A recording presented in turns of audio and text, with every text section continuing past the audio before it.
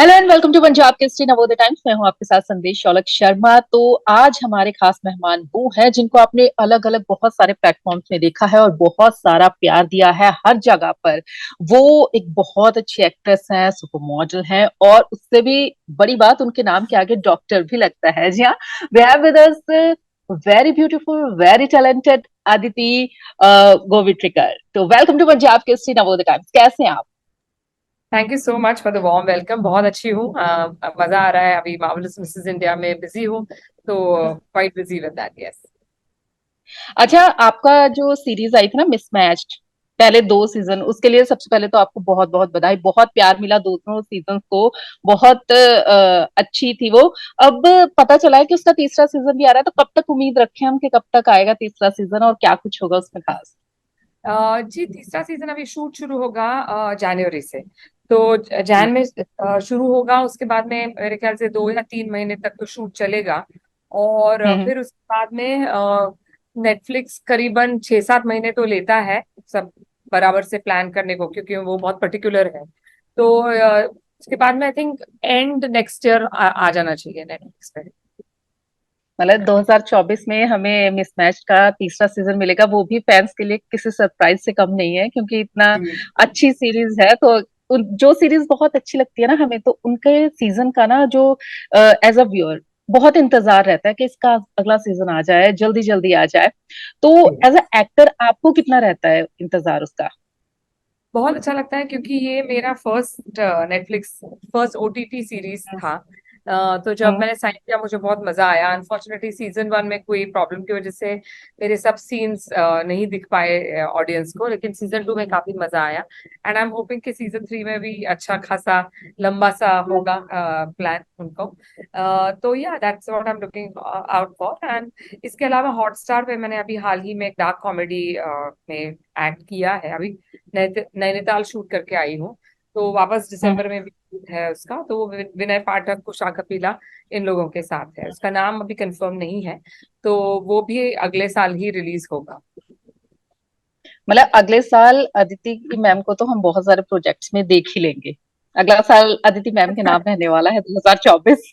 Fingers crossed. अच्छा, आपने movies में भी काम किया, आप तो एक बहुत अच्छी मॉडल भी रह चुकी हैं और आपने ओटीटी में भी काम किया। तो कैसा एक्सपीरियंस है? ज्यादा अच्छा एक्सपीरियंस किसमें है आपको? किसमें मतलब काम करने में ज्यादा मजा आता है, ओटीटी या फिर थिएटर, मतलब सिनेमा, मूवीज में, बॉलीवुड? हॉलीवुड और ओटीटी काफी सिमिलर होता है, क्योंकि जो काम करने का तरीका होता है, जो कैनवस होता है, वो काफी बड़ा ही होता है। तो दोनों हम्म। सिमिलर टाइप के एक्सपीरियंस रहे हैं।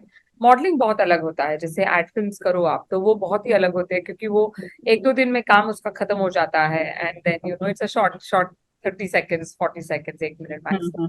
तो वो अलग चीज होती है। और मेन डिफरेंस क्या है कि मॉडलिंग में मैं आदिति गोवित्रिकर बन के ही काम करती हूँ, और ओटीटी हम्म। प्लेटफॉर्म या फिल्म्स में किसी और, मतलब और कोई किरदार निभाते हैं, तो किसी और का नजरिया, उनका नेचर, हम्म। उनका बिहेवियर कैसे होगा, वो कैसे रिएक्ट करेंगे, वो ऐसे नहीं रिएक्ट करेंगे जैसे मैं करूंगी, और कोई उनका हम्म। मेथड होगा।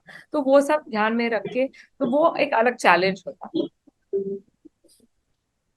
अच्छा, जैसे आपने अभी अपने मॉडलिंग की बात की ना, कि मॉडलिंग, जब मैं अब अपने आपके मॉडलिंग वाले दिनों को थोड़ा सा याद करना चाहूंगी ना। मिस वर्ल्ड रह चुकी हैं आप, देश का नाम कहाँ तक लेके गई थी। अच्छा, जब कोई लड़की मॉडल बनती है, कोई ब्यूटी कॉन्टेस्ट जीतती है, मिस इंडिया, मिस वर्ल्ड, या कुछ भी, कोई भी अकाउंट पहनती है, तो इसका क्या लगता है कि इसका बेनिफिट मिलता है बॉलीवुड में एंट्री को लेके? 100% मिलता है। जैसे आपने देखा होगा कि जो हम्म। पास्ट ब्यूटी क्वींस रह चुकी है, उन्होंने काफी हम्म। सक्सेसफुली ट्रांजिशन किया इनटू फिल्म्स। तो एक प्लेटफॉर्म मिलता है, क्योंकि अगर आप आपको नाम मिलता है, फेम मिलती है, लोग आपको पहचानते हैं, तो ऑटोमेटिकली जो बॉलीवुड के लोग होते हैं उनको कास्ट करने में इजी पड़ जाता है कि ये नोन फेस है, she is hmm. Pretty, she can act well, तो वो इजी पड़ जाता है कास्ट करने में। तो definitely it's a stepping stone अच्छा, टुवर्ड। अच्छा, आपने मॉडलिंग की है, उससे पहले आपके नाम के आगे तो जैसे मैंने स्टार्टिंग में बताया था ना कि डॉक्टर भी लगता है, आप फिजिशियन है। तो मतलब एक डॉक्टर, डॉक्टरेट करते करते मेडिकल फील्ड से जुड़ी हुई लड़की मॉडलिंग में आई, एक्टिंग में आ गई, मतलब ये कैसे? आप बचपन में पहले आप क्या डॉक्टर बनना चाहते थे या एक्टिंग में आना चाहते थे? मुझे हमेशा से ही डॉक्टर बनना था। मॉडलिंग हम्म। और एक्टिंग मेरे लाइफ में आया, शायद यहाँ पे लिखा हुआ था। मैंने ऐसे ही हाँ। फन एक ब्यूटी पैशन में पार्टिसिपेट किया, ग्लैड्रैक्स सुपर मॉडल कॉन्टेस्ट। हम्म। वो मैं जीत गई और उसके दूसरे दिन ही काफी सारे एड फिल्म्स के लिए, म्यूजिक वीडियोस के लिए मुझे इनविटेशन आने लगे। तो शुरुआत में मैंने हम्म। रेजिस्ट किया, लेकिन फिर सोचा कि क्यों नहीं। ऐसा चांस बहुत लोगों को नहीं मिलता है लाइफ में, तो अगर मेरे पास ये सब चल के आ रहा है तो मैं एक साल ट्राई कर ही सकती हूँ। तो एक साल मैंने ट्राई किया वो, ऐसे मैंने हम्म। सोचा था, लेकिन अभी तक यहीं पे। हम्म। जी। अच्छा, फिर आप एक्टिंग में ही आ गए। तो जब आपने आपने बताया ना कि आपने बहुत सारे प्रोजेक्ट्स को आपने मना भी किया, तो कोई ऐसा प्रोजेक्ट है जिसको मना करने का आपको दुख हो कि हाँ मैंने उसको मना कर दिया, मुझे नहीं मना करना चाहिए था? क्योंकि आप तो आज एक सक्सेसफुल एक्ट्रेस हैं। सबसे बड़ी रिग्रेट, मेरी लाइफ की सबसे बड़ी रिग्रेट यही रही कि यश चोपड़ा जी मेरे ये। जज थे ड्रैग सुपर हम्म। मॉडल में। वो शोभा डे, हेमा मालिनी जी, ये सब हमारे हम्म। जजेस थे। और उन्होंने मौरीन वाडिया जी से कहा था कि इनको मीटिंग के लिए लेके आइए आप, देखते हैं हम्म। क्या करते हैं। तो मैंने तुरंत ही मना किया, मैंने मुझे फिल्म नहीं करनी है अभी, मुझे मेडिसिन में वापस जाना है।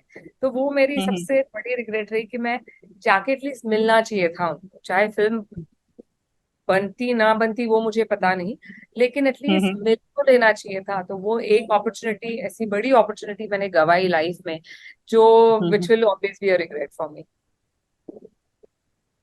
वो एक थोड़ा सा मन में तो रह ही जाता है इतने सालों के, लेकिन खैर अब तो आपने इतनी सारी मूवीज की, इतने सारे सीरीज कर रहे हो आप, तो अब तो कोई वो चीज तो रही नहीं है कि काश वो कर लेती है ना।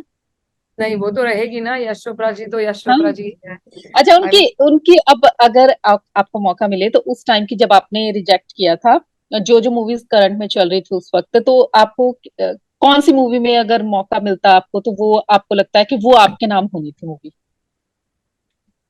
कोई भी फिल्म उनकी, माय गॉड, मैं तो बहुत बड़ी फैन हूँ उनकी। कोई हम्म। भी, because he made his heroines look so beautiful and pretty, and you know the chiffon sari Switzerland में लहराते हुए। तो बहुत ही, मतलब the way he used to portray his heroines were really nice.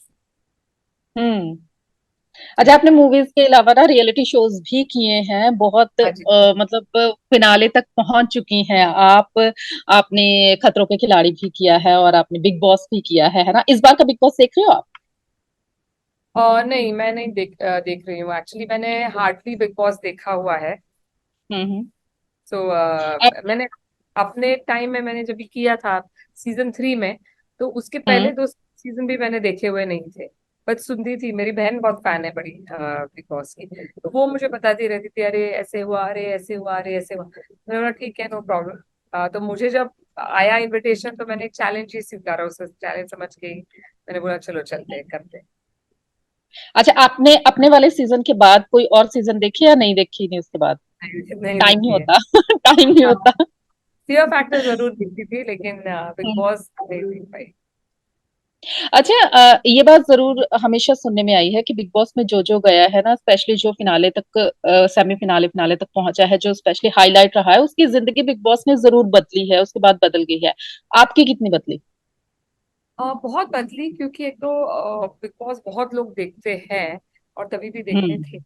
तो पहुंच बहुत बड़ी है इस प्लेटफॉर्म की, इस प्रोग्राम हम्म। की। इसके अलावा मेरे ख्याल से बहुत बड़ा चेंज ये आया कि क्योंकि हम 13 लोग एक घर में हम्म। कैद हैं, जहाँ पे आपको कुछ नहीं है, मतलब आउटसाइड वर्ल्ड से कोई कम्युनिकेशन नहीं है, फोन नहीं है, you hmm. Can't read, can't right, cards नहीं खेल सकते, तो सिर्फ बात करनी है। तो उससे मुझे साइकोलॉजी में बहुत मेरी रुचि जागृत हुई, जिसकी वजह से हम्म। मैंने बाद में साइकोलॉजी में, अभी मैंने मैंने मास्टर्स कर लिया है, दो दो मास्टर्स किए हम्म। हुए, एक पोस्ट ग्रेजुएशन कर लिया है। तो आई थिंक मेरा इंटरेस्ट जो था कि ह्यूमन माइंड, जैसे डे 1 पे लोग कैसे थे, और कई 2-4 ऐसे भी पार्टिसिपेंट्स थे जिनको मैं बाहर पहचानती थी, बिग बॉस जाने से पहले पहचानती थी।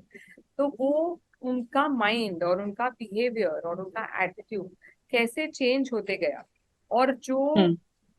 ऐसे लगता था कि अरे बाप रे, ये बंदा या बंदी कैसे मास्क पहन के घूमती है सोसाइटी में, और यहाँ पे हम्म। पूरा मतलब you have to be yourself after some time, वो तभी वैसे होता था।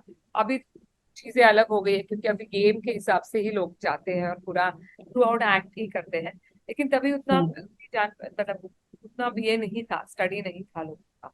तो वो एक बहुत इंट्रीगिंग एटीट्यूड और इंट्रीगिंग इंटरेस्टिंग जर्नी रही मेरी।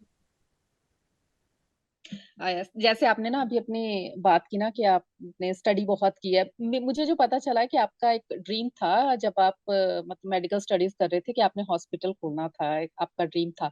वो हुआ, पूरा हुआ, आपने किया? नहीं, हॉस्पिटल तो नहीं खोला मैंने, लेकिन मेरा हम्म। क्लिनिक जरूर था कोविड से पहले, जहाँ पे हाँ। मैं साइकोलॉजी प्रैक्टिस करती थी। तो हम्म। अब because of zoom, because of online platforms, फिर मैंने कोविड में बंद कर दिया था वो क्लिनिक ऑब्वियसली। तो जूम पे ही सब सेशंस वगैरह मैं करती थी। अच्छा, जैसे आप डॉक्टर हैं और आप एक्ट्रेस भी हैं, आपके फैंस भी बहुत सारे हैं, है ना? तो कभी ऐसा हुआ है कि किसी फैन ने आपसे, सिर्फ आपसे मिलने के लिए अपॉइंटमेंट ली हो कि मैंने उसी डॉक्टर के पास जाना है? कभी ऐसा हुआ है आपके साथ? हुआ है एक दो बार, लेकिन क्या होता है कि अगर एक एक घंटे का आपने अपॉइंटमेंट लिया है, हम्म। अपॉइंटमेंट लेके आए हो, तो बातचीत तो होती ही है, एंड देन शेयरिंग तो होता ही है लाइफ का जो होता है। तो मैंने हेल्प भी की है उन लोगों को, लेकिन वो वापस नहीं आए, क्योंकि ऑब्वियसली पैसा दे के 1 घंटा अपने खुद के सेल्फ ग्रोथ के लिए टाइम स्पेंड करना, ये मतलब it's a little difficult thing, it's not that easy. क्योंकि ऐसे इट्स नॉट लाइक हम लोग बैठ के चाय कॉफी पीते हैं, या it's not fun in that sense, right? तो वो होता है कभी कभार, लेकिन उतना नहीं होता है, बिकॉज पीपल अंडरस्टैंड।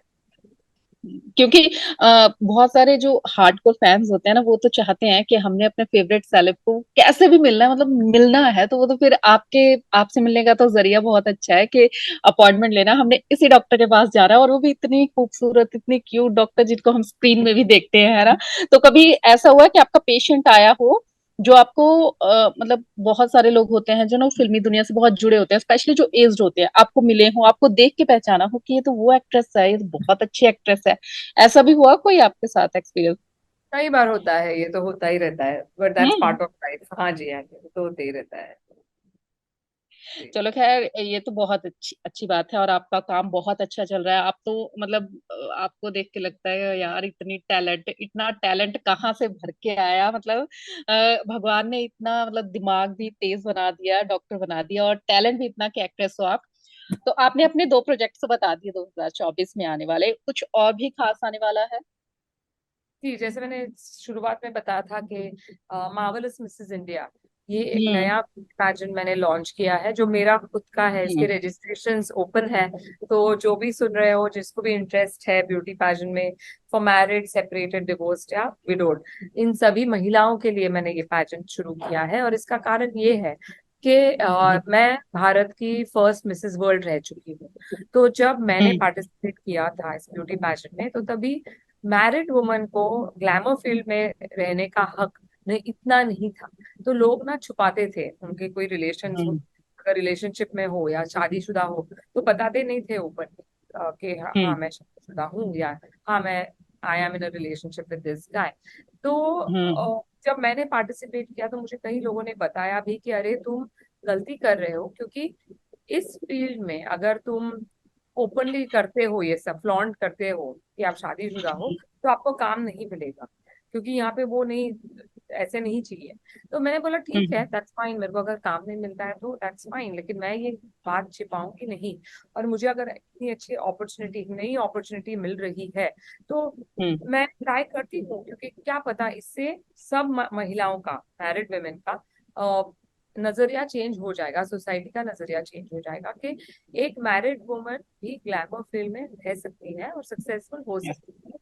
तो इसलिए मैंने तभी पार्टिसिपेट किया था। फिर उसके बाद जीत के आई, उसके बाद कई सारे ब्यूटी पैजेंट्स मैंने जज किए, उसके बाद काफी मिसेस पैजेंट शुरू हुए इंडिया में। हम्म। लेकिन अभी हाल ही 2-4 साल से मैंने ये देखा है कि जो ब्यूटी पैजेंट चल रहे हैं, वो they are not remaining true.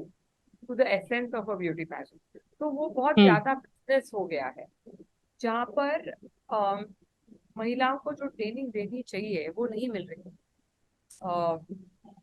आप अलग अलग पैकेजेस बनते हैं कि आप ज्यादा पैसा हम्म। दो तो ये मिलेगा, ये कम बेसिक पैकेज में यही मिलेगा। ब्यूटी पैजेंट वैसे नहीं सॉरी सॉरी। कोई तो बात। इस वजह से मैंने ब्यूटी पैजेंट मेरा लॉन्च किया है, जिसका नाम है हम्म। Marvellous India. और ये एक बहुत फेयर और जेन्युइन ब्यूटी पैजेंट होने वाला है, जहाँ पे हम ये हम्म। सब चीजें नहीं करने वाले हैं। द बेस्ट डिजर्विंग कैंडिडेट को क्राउन मिलेगा। तो ये चलिए। जैन 14 को होने वाला है हम्म। दिल्ली। बहुत अच्छी बात है। जो मैरिड, जिनकी शादी हो गई है, लड़कियां जो चाहती हैं इस फील्ड में आना, उनके लिए बहुत अच्छा जरिया है। तो हमारे प्लेटफॉर्म से आपने बता दिया है, तो मैं भी सारे व्यूअर्स को जरूर कहूंगी कि आप एक बार विजिट जरूर कीजिए, और अगर आप चाहते हो ये काउंट करना तो आप जरूर जाइए। तो Aditi ma'am, all the very best, आपने थैंक यू ये सो जो नई शुरुआत की है उसके लिए, और आपकी न्यू वेब सीरीज के लिए, जितना भी नए मच। नए प्रोजेक्ट आ रहे हैं, all the very best and thank you so much. Thank you.